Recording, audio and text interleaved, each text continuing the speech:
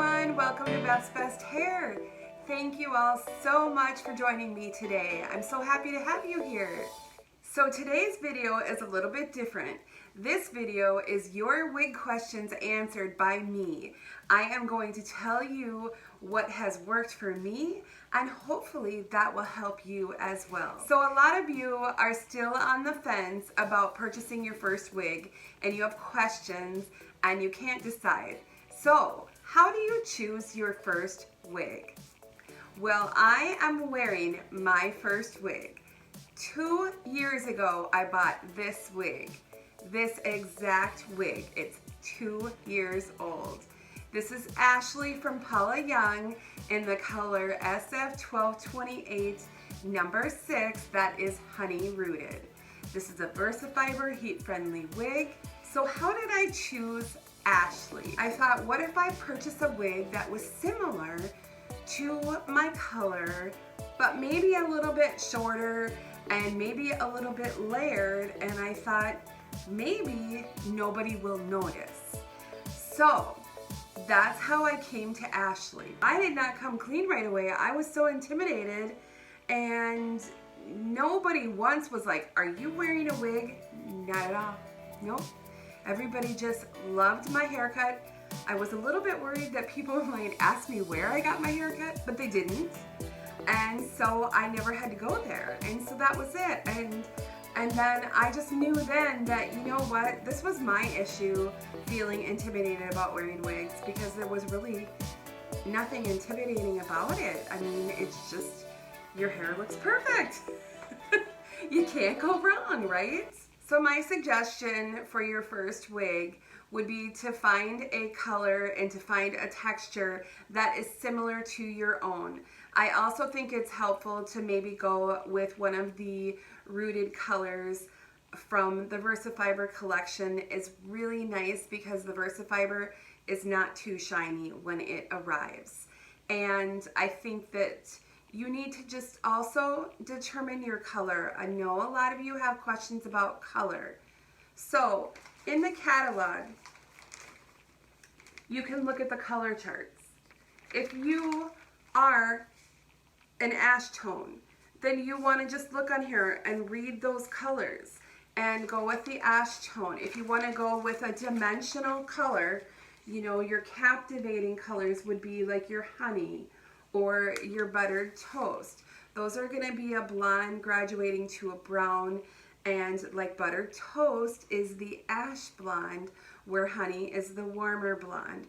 So know your tone, and you do not have to match your color perfectly. Find a color in your range, and people do not look that closely.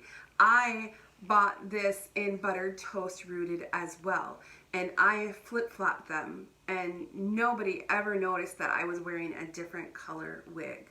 So I know we are our worst critics, but I promise you that other people do not know. So another question that I get asked is the difference in the wig fibers. So if you have your regular synthetic and you have your Whisper Light fibers from Paula Young. Now your regular synthetic are going to be those Easy Care Canacolon fibers, and they are wonderful. However, there is a little more density to those fibers.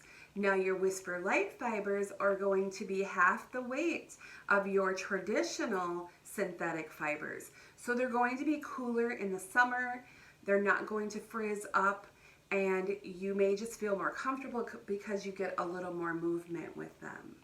Now your VersaFiber, like Ashley here, these are heat friendly, up to 350 degrees. However, if I style this with a heat tool, it is going to stay even after I wash it. So let's say I curl her and I wash it, it's still going to keep that curl. So then the only way to change that is to heat style it again. But there's just, you know, pros and cons and benefits to all fibers. Now your human hair, of course, would be the ultimate luxury. It's your human hair. You wash, you blow dry it, you style it like your human hair. And when you wash it, if you curled it previously, your curls will come out. So just like your human hair. So you need to determine which fiber you think is going to fit your lifestyle best or be most comfortable for you. All right, so this brings me to the next question, which is, what are the different types of wig caps, and can you explain them? So Ashley, of course, is your basic cap wig.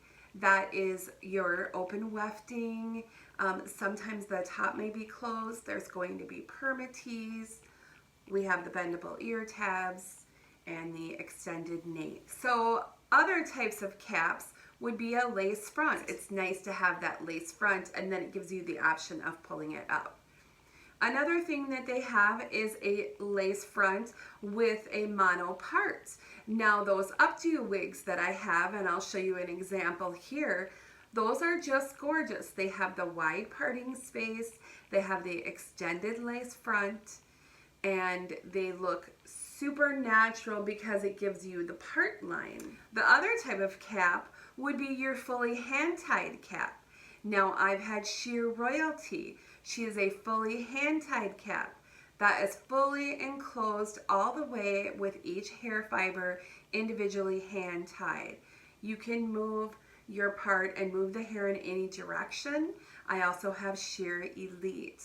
I do like the hand-tied if I'm going to be outside in an event for an extended period of time and the wind is blowing. You don't have to worry about any wefts being exposed. So again, all of these factors need to be taken into consideration when you're looking at purchasing your wigs, and especially for your first wig, I know it can be a challenge just to take that first step.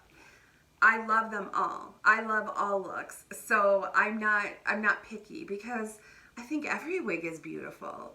And you just have to determine what's right for you. And then once you get to wearing wigs, like me going on 2 years now, I wear whatever I want to wear, whatever color. Most people that I work with know. And if they don't know, I'm sure that they must wonder because my hair is different every day. And I love that. I mean, why not? If I'm wearing a wig, I want to have fun with it. It's an accessory. It's like earrings to me. So it is super fun. It is the silver lining of hair loss. So the next question I get asked is, how do you secure your wig? And I'm going to show you right here in this video clip how to go ahead and put on your wig. So I have the wig grip on, and in the back I have a little ponytail. And then I take a bobby pin and I put here and a bobby pin here. So that kind of holds the grip in place because sometimes they want to slip. I dive in.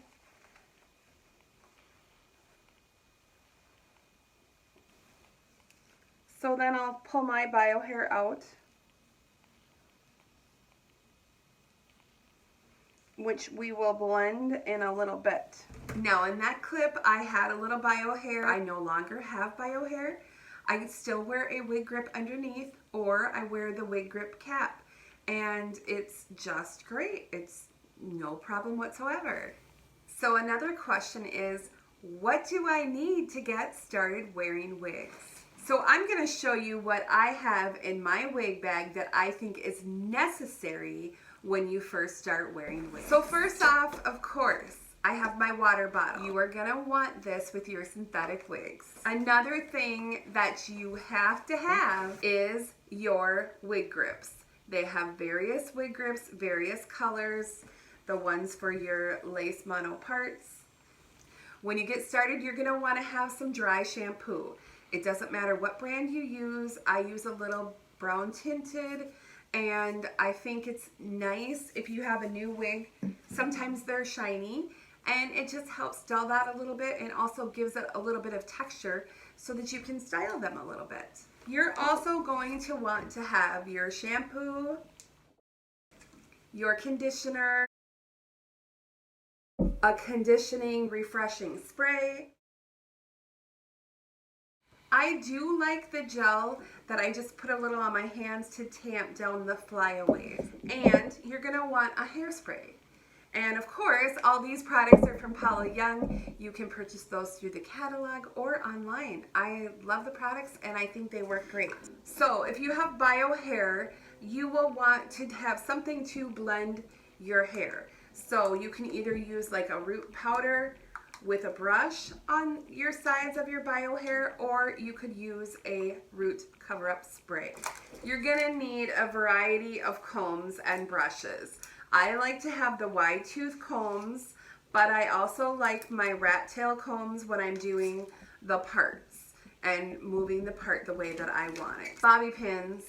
Bobby pins are super nice to have. Sometimes I would bobby pin my wig grip to my hair, or these kind of snap barrettes work well for your wig grip. And then little clips. These clips are so nice, and various sizes of clips. They're just kind of nice for styling, and I always keep a few in my purse because throughout the day I might be like, oh, I want to put my hair up. And so then I've got my clips. So the clips are super nice to have. And lastly, you may want to have a pair of hair cutting scissors, because sometimes we'll want to trim up our bangs a little bit, or maybe you want to trim up the ends a little bit. So it is a good idea to have a little pair of hair cutting scissors. All right, so the number one question: are you a hairstylist? No, I'm not, but I enjoy playing with hair, and I want to inspire all of you, and I want you to know that you don't have to be a hairdresser.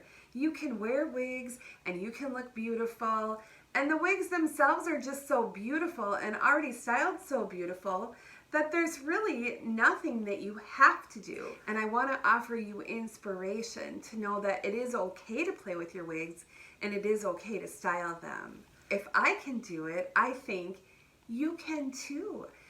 You know, the more that you have fun playing around with your wigs, I think the more comfortable you'll feel, and I think that that makes you feel more confident when you're wearing your wigs. All right, so I hope that that answered some of your questions, and I hope that you found that helpful. And I want you all to go out and I want you to have your best hair day ever. Thanks so much. Bye-bye.